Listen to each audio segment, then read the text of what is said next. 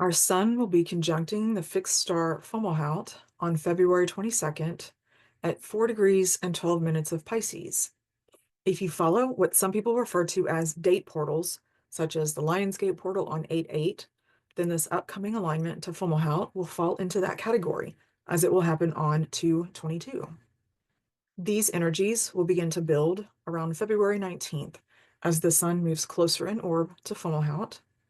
Then the sun will conjunct the fixed star Fomalhaut on February 22nd, reaching exactitude at 0810 Austin, Texas time. And the energies will start fading around February 24th as the sun moves away from the conjunct degree. Hey, I'm Kellie, and welcome to this quick overview of the Fomalhaut alignment happening this week and through the weekend. Fomalhaut is one of the 4 royal fixed stars known as the Watcher of the South and is associated with Archangel Gabriel, the archangel of communication, new beginnings, and strength, just to name a few things. You don't need to have Fomalhaut alignments in your chart to work with this transit. And if you're into numerology, you may want to take a moment for yourself to meditate during this 2/22 portal. Whether you want to meditate or simply attune yourself to this transit, some of the core energies that will be present during this alignment include shining your inner light into the darkness, bridging the physical and spiritual realms, and tapping into prophetic dreamwork. If you want to meditate during these energies, the key messages for this alignment include things like grounded and compassionate action toward yourself and others, and being the light in someone else's dark moment. And if you do have any natal aspects to the fixed star Fomalhaut, you may feel this alignment stronger in those areas of life, meaning whichever house or natal planet the fixed star Fomalhaut is connected to in your natal chart. Those are the areas that you might feel it stronger in your life, or that's the planet that it might express a little more clearly through. For example, I don't have any natal planets that are conjunct or opposing Fomalhaut, but I do have my natal sun in the 8th house squaring Fomalhaut in the 5th house.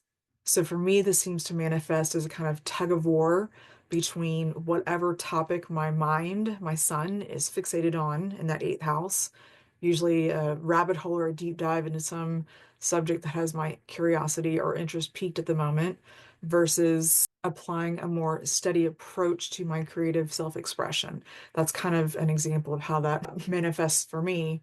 Although admittedly, either of those can be a form of escapism for me if I'm not paying attention. Fun stuff. And because the energies expressed through the different aspects, such as squares, trines, sextiles, or anything other than the conjunction and opposition, will vary a little bit more or a lot more in someone's chart, depending on a number of other things, such as the planets that it's squaring or trining or sextiling, the houses, and the other aspects that it's making to the various points in your chart. That can change from chart to chart in a lot of different ways. So for this video, we're just going to focus on the conjunctions and oppositions so that you get an idea of how these beautiful energies of Fomalhaut can manifest for you at this time. That said, here is a quick overview of this transit and the energies it will be activating or enhancing in your life here in the coming days and weeks.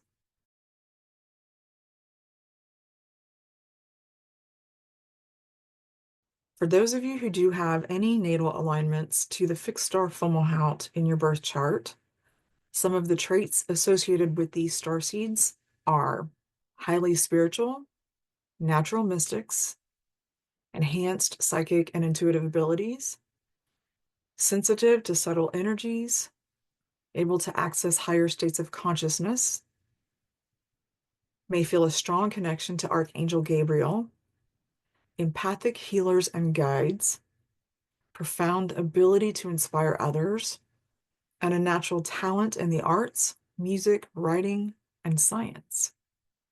Along with the many beautiful qualities of Fomalhaut, there are a couple of challenges you may also experience, either through your own natal alignments or by transit. Let's take a quick look at those challenges. Sometimes these starseeds may feel a sense of isolation. Fomalhaut is said to be a lonely star, as it lights up a huge part of the sky all by itself. But the gift On the other side of this particular challenge is that Fomalhaut Starseeds have a transformative energy, and they can help others return to light after periods of darkness. Another challenge these starseeds may experience is feeling victimized. Some of the Fomalhaut starseeds pick up on the Piscean theme of sacrifice. So, whether this manifests in your life as self-sacrifice or feeling like a sacrificial offer, it's helpful to be aware of this potential and know that you don't have to live out that archetypal pattern of victimhood. One of the aspects associated with Fomalhaut starseeds that I think is really important to add here at this point is that these starseeds are associated with past lives in, like, during the times of Mesopotamia and Samaria, and later in the times of Jesus. So Fomalhaut, many of the starseeds feel connected to the Christ consciousness, feel an association with that higher vibrational energy, possibly some past life recalls, or definitely some past life connections, feeling connected to that time and that energy. With that being said, when I'm discussing the points about feeling victimized or maybe sacrificial, it's coming from that kind of place as well, not just the Piscean energies. With any starseed history, there's way more to it than something that can be covered in a short YouTube video. So there's a depth here that I could barely scratch the surface on for 5 days straight. On top of that, I don't know a whole lot about the Fomalhaut starseeds from direct connection or direct regressions or anything like that. But I do want to make sure that I point this out because there are many of you who do have very strong connections, feel those connections. I've had clients who have had very profound past life connections. And so some of that feeling lonely or feeling like walking a lonely path, there are many different layers intertwined with this energy. So I want to make sure to point that out as well. I feel it's an important piece of this starseed puzzle, and hopefully that helps clarify a few things. Whatever your connection or interest in this transit, if you're watching the video right now, you're being called to take simple actions grounded in compassion, elevate the conversation, and hold a non-judgmental space for others who seem entangled in paradigms of separation, especially right now. And just remember that compassionate action is the gift of Fomalhaut and the starseeds who carry this energy. So whenever you're faced with current choices that seem entangled in the duality paradigms or separation paradigms, the Fomalhaut star beings, and especially Archangel Gabriel, are offering support and activation for divine insights that bridge separation, that bring us together, that empower, encourage, and support each other. Here, I'll do a quick run through of Fomalhaut through the houses. So if you have any Fomalhaut connections in your natal chart, this will give you a quick idea of how these energies might manifest for you based on whichever house these alignments are associated with in your chart. Fomalhaut Starseeds. First house. Your presence carries mystical energy. You naturally embody divine creativity. Second house. You value spiritual insight, artistic expression, and you find security in creative and spiritual pursuits. Third house. You communicate higher wisdom, and your learning process is deeply intuitive and visionary. Fourth house. Your home is a sanctuary for spiritual connection, where others feel safe to explore mysticism. Fifth house. You find joy in artistic and spiritual expression, and your self-expression carries healing energy. Sixth house. You bring divine inspiration to practical matters. You serve others through creative healing. Seventh house.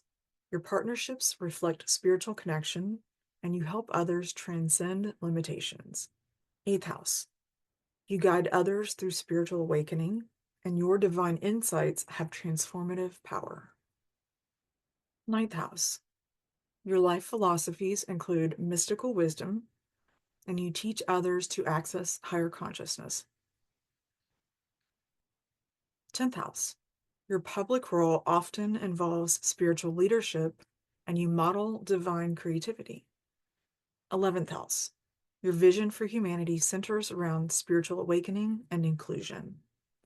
And 12th house, your spiritual practice flows naturally. You help others access divine realms. The gift of compassion is truly needed right now as we continue to navigate stronger levels of external conflict and division.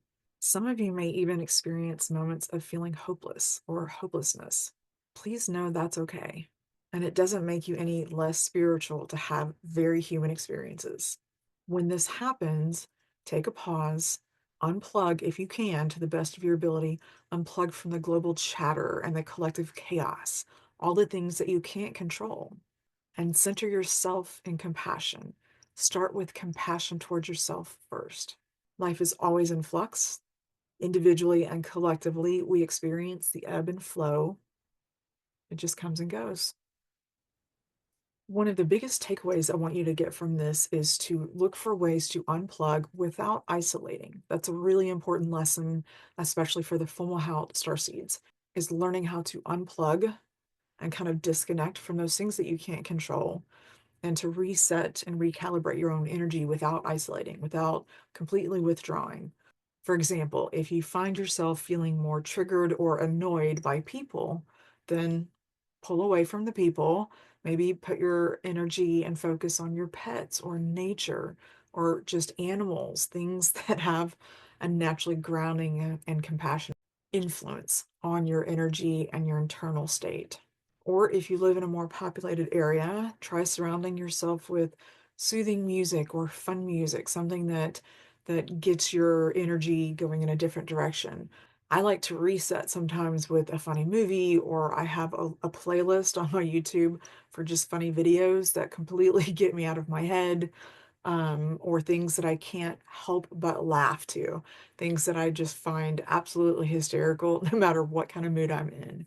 So it can be helpful for you to set up your own playlist, whether it's a movie playlist or a YouTube video playlist or just some GIFs or some funny memes that always seem to get you out of your head and into the moment and kind of help you forget about what's going on for a few minutes. Even a couple of minutes can help you reset and recalibrate your energy. A lot of times, just that couple of minutes can be what you need to pull you through the rest of the day. As I bring up the topic of small habits that you can do for self-care, things that you can do when you're feeling overwhelmed, or things that you can do to unplug, or things that would help you kind of regain your centeredness, I mentioned in here some pieces that have helped me that include like funny movies or a fun playlist. I think fun is an important part of any starseed journey, and especially this one. Fomalhaut carries some very profound and deep energies, soul memories, and some lessons and challenges, as well as a deep sense of duty and responsibility to the greater collective. As I mentioned before, just touching back on that Christ consciousness, that can feel like a very overwhelming sense of duty at times. And I do find levity to be more than just a frivolous distraction. My spiritual teacher explained it to me once that sometimes when people around us are processing a lot of heavy energy and they're releasing all of those heavy energies into whatever environment, whether it's the home or a workplace or like a group retreat, even specifically for these spiritual growth processes, he explained that when people are kind of releasing these heavy energies and it's not like the environment, that people aren't able to dissipate it fast enough, that heavy energy can crystallize, not physically, but energetically kind of crystallize. And so laughter is a very, very powerful and truly magical way to dissipate and break up that crystallized energy. If you've ever had that moment where things feel like they're getting really, really intense, and someone just says something out of the blue that is so silly, everyone just cracks up because like it's just someone hit the button release for all of that tension. And then you get the what we call the sacred sillies, you get the giggles and you just can't stop. That's a great example of how this process works, or how you might experience it, or maybe it's come through and it sounds familiar. So when I had these pieces about laughter, for me, laughter therapy has been incredibly helpful. And I love sharing those moments, along with the other things in this self-care list that a lot of people are familiar with, like the essential oils, grounding crystals, eating a snack, drinking water. remembering those simple self-care things, because sometimes we forget that too. And when we are able to tap into just unexpected laughter and pure joy, it's much easier for us to act with compassion, think with compassion, lead with compassion for ourselves and other people. So just to recap, for anyone who feels that, who may feel this laughter piece is a little out of place, or how is it relevant to compassion? What I find is when we're struggling through our day and we feel frustrated, laughter can be a great bridge. Abraham Hicks talks about, if we're feeling angry, what's the next step above that? Maybe it's just irritation. That's an improvement over anger. Then we go from irritation to just detachment. And so she talks about how to move up the scales without saying, like, I have to go from really, really angry to super positive. So these are just other examples of how to do that. And as I mentioned, some of my go-to, whether it's YouTube videos or my funny playlist or funny movies, one that I want to share with you, that if you're a pet owner, a pet lover, whether it's dogs or cats, if you haven't heard of the Kiffness, that's what he calls himself. I think he's a DJ, very talented musician. He does this thing where he takes videos of animals, usually cats and dogs, sometimes birds, and their natural sounds, the different animal noises that each of them makes. There's one that's I'm going to say this wrong, the oolalong cats. I'm sorry if I messed that up. And he takes these clips of the cats and he makes songs from these animal videos. And then he will collaborate with other artists and they make these songs and they're funny.